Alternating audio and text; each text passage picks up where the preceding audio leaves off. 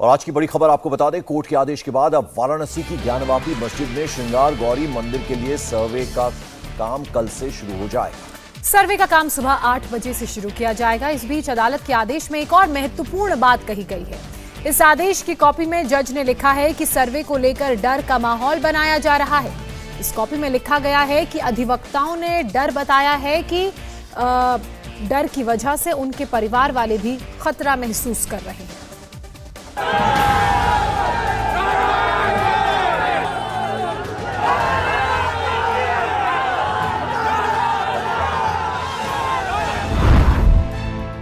निकला नहीं निकलेगा, भाड़ में जाए। हम दोबारा मस्जिद को खोना नहीं चाहते। ये बिल्कुल गलत ऑर्डर है। कल मैं जाकर कहूंगा कि प्रधानमंत्री के घर के नीचे मस्जिद तो खोदने देंगे कोर्ट मुझे? किस राह पर इस मुल्क को लेकर जा रहे हैं आप? बहुत गलत काम हो रहा है ये। ज्ञानवापी सर्वे के दौरान किसने धमकाया?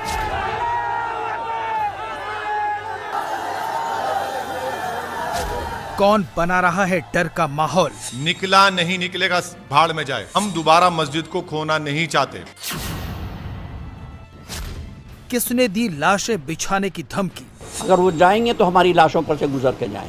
क्या इन्हीं बयानों, इन्हीं धमकियों का नतीजा है कि ज्ञानवापी के सर्वे के ऑर्डर में सबकी निगाहें अब पेज नंबर 2 पर अटक गई हैं।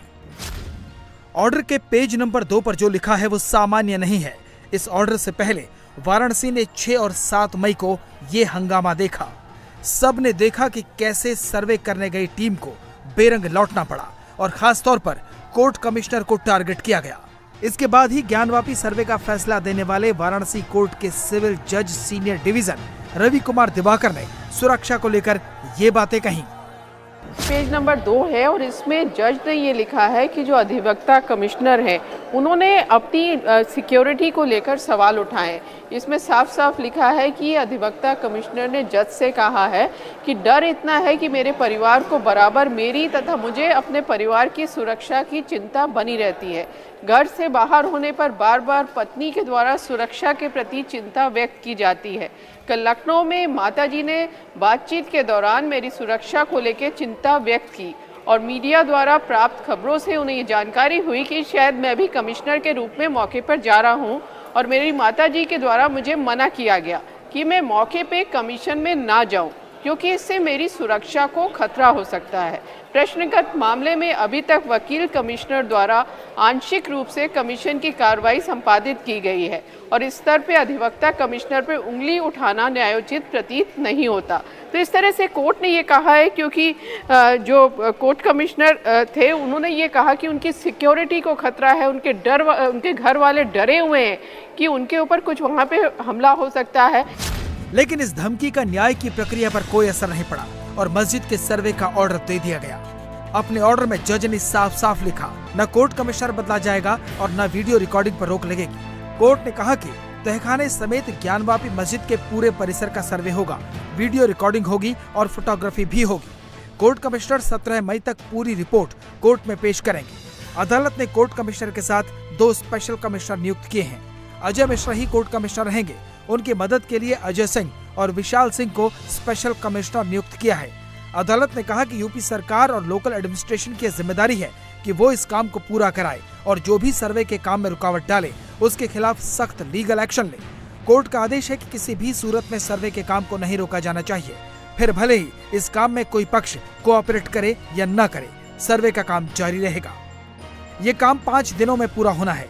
कल शनिवार 14 मई को सुबह 8 बजे से सर्वे का काम शुरू हो जाएगा। यह संपूर्ण परिसर की कार्रवाई होगी। कहीं भी कोई बाधा उत्पन्न होता है ऐसी दशा में जिला प्रशासन, पुलिस कमिश्नरेट वाराणसी और उत्तर प्रदेश प्रशासन इसमें सहायक होगा, सहयोग करेगा। मुस्लिम पक्ष के द्वारा ये कहा जा रहा था कि पिछला जो आदेश है उसमें ये नहीं लिखा हुआ है कि मस्जिद में कहां तक जाना है, नहीं जाना है, तो वो क्लियर इस आदेश में हो गया। वो सभी समस्याओं का निराकरण समाधान इस बार कर दिया गया। जहां ताले लगे हुए हैं वहां पे ताले तोड़ के भी बैरिकेडिंग के अंदर जाके और ये अराजक मानसिकता का निवारण कर दिया गया है।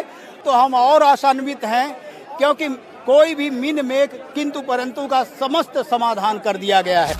कोर्ट ने इससे पहले भी ऑर्डर दिया था, लेकिन तब ज्ञानवापी के बाहर हुए हंगामे की वजह से कोर्ट को दोबारा आदेश जारी करना पड़ा। इस बार कोर्ट ने मुस्लिम पक्ष की दलीलों को नहीं माना। इस आदेश से ये हुआ कि कोर्ट ने उसके विपरीत जाकर कहा कि नहीं, बैरिकेटर के अंदर जाकर कमीशन कार्रवाई की जाएगी और ज़बरदस्ती की जाएगी, नहीं करेंगे तो उनके खिलाफ FIR की जाएगी जो विरोध करेंगे, और उन्हें बंद किया जाएगा विभिन्न धाराओं में जो भी उचित धाराएं होंगे। उन्होंने सरकार पर भी काफ़ी आरोप लगा दिए, जबकि पहले ऐसा कोई आदेश नहीं था, तो सरकार क्या कर सकती थी? मजबूर थी, सरकार के तंत्र मजबूर थे उस समय। जब आदेश नहीं रहेगा तो कोई भी अधिकारी कोई भी कार्य नहीं कर सकता है। क्लियर कट आदेश होना चाहिए, आदेश होगा। हमें सरकार के खिलाफ जाने की कौन सी हिम्मत है कि हम जाए सरकार के खिलाफ लड़ने के लिए? हाँ, आदेश क्लियर कट है, जब आदेश है तो आदेश का अनुपालन भी होगा। शांतिपूर्वक जो होगा, जो जैसे भी होता है हम लोग करा देंगे। माना जा रहा है कि मुस्लिम पक्ष वाराणसी कोर्ट के फैसले को ऊपरी अदालत में चुनौती देने की तैयारी कर रहा है, लेकिन ऊपरी अदालत की कार्रवाई से पहले असदुद्दीन ओवैसी भड़क गए हैं। ओवैसी ने कहा है कि वो दोबारा एक मस्जिद को खोना नहीं चाहते। हमने बाबरी मस्जिद को खो दिया।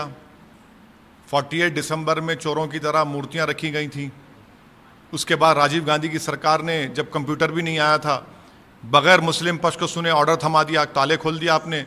सुप्रीम कोर्ट को आपने वादा किया और आपने डिमोलिश कर दिया उसके वादे के खिलाफ, और कोई किसी को सज़ा नहीं होती। अब हम दोबारा मस्जिद को खोना नहीं चाहते। और ये जो सर्वे कमिश्नर का ऑर्डर है, ये पार्लियामेंट के 1991 एक्ट की खुली खिलाफ वर्जी कर रहा है। ये सुप्रीम कोर्ट का जो जजमेंट है, जिसमें जस्टिस चंद्रचूड़ ने लिखा कि 91 का एक्ट सेकुलरिज्म में बेसिक स्ट्रक्चर से ताल्लुक है। आप क्या कर रहे हैं?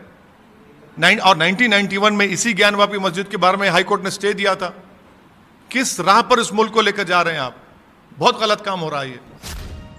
ओवैसी खुद मुस्लिम पर्सनल लॉ बोर्ड के सदस्य हैं और वो अपील कर रहे हैं कि बोर्ड को इस फैसले के खिलाफ ऊपरी अदालत में जाना चाहिए। ये उस मस्जिद की कमेटी को और पर्सनल लॉ बोर्ड को फौरन सुप्रीम कोर्ट जाना चाहिए, और सुप्रीम कोर्ट के इन छुट्टियों से पहले सुप्रीम कोर्ट को जाकर इस वायलेशन को, जो कोर्ट के जजमेंट का हो रहा है और पार्लियामेंट के एक्ट का हो रहा है, उसको रुकाने की जरूरत है। ये बिल्कुल गलत ऑर्डर है। सुप्रीम कोर्ट को जाएंगे और सुप्रीम कोर्ट का खुद जजमेंट है बाबरी मस्जिद के टाइटल सूट में, उसका खुला वायलेशन है ये। 91 में उसी हाई कोर्ट ने इसी मस्जिद के ऊपर कहा था कि स्टे दिया था। क्या कर रहे हैं आप? कौन सी देश को किस राह पर लेकर जा रहे हैं? देखिए, निकला नहीं निकलेगा, भाड़ में जाए। 91 का एक्ट ये कहता है कि 15 अगस्त 1947 को मस्जिद, मंदिर, गिरजाघर जो भी थी होगी, उसका ना नेचर चेंज होगा ना उसका कैरेक्टर चेंज होगा। आप होते कौन है भाई? कहां रोकेंगे? कल मैं जाकर कहूंगा कि प्रधानमंत्री के घर के नीचे मस्जिद है तो खोदने देंगे कोर्ट मुझे? हैं? कहां रुकेंगे आप? मैं बोलूंगा नहीं, उस घर के नीचे है मस्जिद मेरी, आप देंगे मुझे खोदने का? देंगे आप? मैं कहूँ सर्वे कमिश्नर अपॉइंट करिए, बताऊंगा आपको मस्जिद है। नहीं, खाने खां जहां का उसमें मॉन्यूमेंट निकलेगा, दे देंगे क्या मेरे को आप? देश इस 91 के एक्ट के तहत चलेगा, सुप्रीम कोर्ट के जजमेंट के तहत चलेगा, किसी मस्खरों के मंचलों पर, उनकी आइडियोलॉजी पर चलेगा? ये तमाम के तमाम लोग संघ परिवार से जुड़े हुए हैं और इन्हीं का तमाशा है पूरा ये। एक फैसला मथुरा की ईदगाह से जुड़े केस पर भी आया। भगवान श्री कृष्ण विराजमान के वाद मित्र मनीष यादव ने इलाहाबाद हाईकोर्ट में अपील की थी कि अयोध्या के मुकदमे की तरह मथुरा के मंदिर मस्जिद विवाद की सुनवाई भी हर रोज हो। इलाहाबाद हाईकोर्ट ने मथुरा की अदालत को आदेश दिया कि मथुरा में श्री कृष्ण जन्म स्थान और ईदगाह मस्जिद से जुड़ी सभी याचिकाओं का निपटारा 4 महीने में कर दिया जाए। अगर इन मामलों में कोई पक्ष कोर्ट नहीं आता है तो अदालत एक तरफा फैसला सुना सकती है, लेकिन सभी केसेस में फैसला 4 महीने में हो जाए। हमारा जितने भी मुकदमे दायर हुए, जिनमें हम एपियर हैं, जिनमें हमें जो है तामील हो चुकी है, उनमें हमने 7 रूल 11 CPC के तहत प्रार्थना पत्र लगाया कि इनकी मेंटल रिव्यू पर सुनवाई हो जाए कि क्या ये दावे चलने योग्य हैं या नहीं। हम तो चाहते जितना जल्दी सुनवाई हो उतना अच्छा है। हमने कभी टालने की कोशिश नहीं की। ना तो हमें वहाँ नोटिस मिले, ना हमें एपियर के लिए वो बुलाया गया। मथुरा की ईदगाह और ज्ञानवापी के सर्वे को लेकर आए फैसले के बीच आज जुमे की नमाज होनी है। नमाज केवल ज्ञानवापी में ही नहीं होगी, बल्कि मथुरा की ईदगाह में भी होगी, बल्कि आगरा में भी होगी, जहां कोर्ट ने याचिकाकर्ता को फटकार लगाकर पूरी रिसर्च करने को कहा है। हिंदू पक्ष का दावा उज्जैन के बिना नींव की मस्जिद पर भी है। साथ ही धार की भोजशाला और जौनपुर के अटाला मस्जिद को लेकर भी दावे किए जा रहे हैं। देर सबेर अदालत इन पर भी सुनवाई करेगी। फिलहाल सबकी निगाहें वाराणसी की ज्ञानवापी पर हैं, जहां 14 मई से सर्वे का काम फिर शुरू हो सकता है। सर्वे को लेकर अदालत के साफ साफ फैसले के बीच आज यूपी के सीएम योगी आदित्यनाथ भी वाराणसी का रुख कर रहे हैं। 2 दिन के वाराणसी दौरे में योगी विकास कार्यों का जायजा लेने के साथ साथ मई जून में पीएम मोदी के दौरे की तैयारियों का जायजा भी लेंगे। इंडिया टीवी हर वक्त हर जगह डाउनलोड करने के लिए सर्च करें India TV news Google play store या ऐप स्टोर पर।